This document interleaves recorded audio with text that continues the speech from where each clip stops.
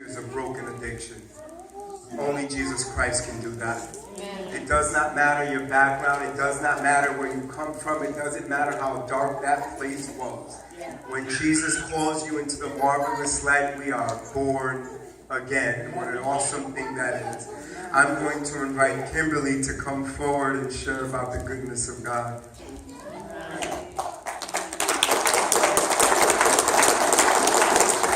Hi, I'm Kimberly. I'm 23, from New Hampshire. I grew up in a very good home. I went to Sunday school. I was just so young, I didn't really comprehend it, and I dreaded going. But, I grew up with a great family, the youngest of two older sisters, and I just remember being in school. I was very insecure.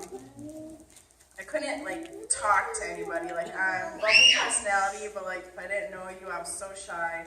And I just remember being in high school and started smoking, and I just felt like no one would want to hang out with me, by myself, unless, I had something. So, I started doing drugs, and then a couple years after high school, it was pills, and I just, broke me out of my skin. I'm like, oh, yeah, this is great. I could say what I want, do what I want, no fears. And, I just felt like I needed something. And I just remember, I was dealing cards, and, I had, 5 people at a time looking at me, and I couldn't look anyone in the eye because, I was so broken. The years of addiction just, broke me down so much on the inside. I couldn't look anybody in the eye without, tearing up because, I was so hopeless. I remember Thanksgiving of last year, my parents were talking about my grandmother and how my grandfather died. She just sat in the house and was so depressed, and she probably had dreams and aspirations that she wanted to do, but because she had a family, she didn't do it. And I just remember sitting there, relating that to me, because of my addiction, I had dreams that, I'll probably never accomplish if I keep doing this. And I remember, a couple months later, I told my dad, listen, I need help. I can't do this anymore. And, the next day, it was God.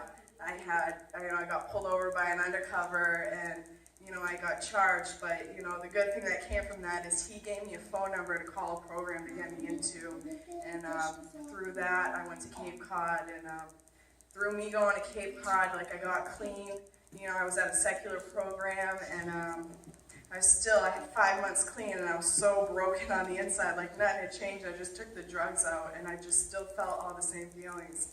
And I relapsed after 5 months, and then through that, I lost my job. I was stealing, and I was like, what is life? What is this? And I met this kid who told me about Teen Challenge. Never heard about it. And he planted that seed, and 2 months went by, and I just kept thinking about Teen Challenge. And I just remember sitting in my sober house, I'm going to call Teen Challenge. I need something in my life. It's speaking to me. I can't get it out. And so I called up Teen Challenge, and, the difference was that it wasn't my family calling to rehab. It was me. I wanted it. And I knew I needed something different. And what I was missing all my life was God. The first week in Teen Challenge was I felt so full. I've never felt so full in my entire life. Still to this day, it was God was what I was missing, And He's doing great things in my life, and just bringing me closer to Him, and it's just the most amazing feeling I've ever felt. And that's my story. Amen. The scripture I stand on is 1 John 2:17. The desires of the world will fade away, but the man who does the will of God will live forever.